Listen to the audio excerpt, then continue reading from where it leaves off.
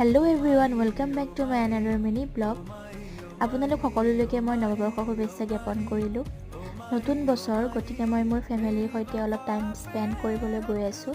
আমি গৈ আছোঁ ভীমাশংকৰ মন্দিৰলৈ।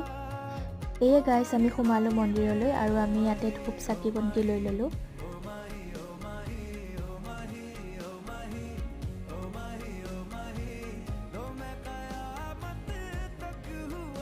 আমি আহি পালোঁ মন্দিৰ আৰু এতিয়া আমি তললৈ নামি যাম। এয়া মোৰ সিস্টাৰ হয় আৰু এয়া মা হয় মোৰ। নতুন বছৰ গতিকে বহুত মানুহ আহিছে চাকি জ্বলাবলৈ।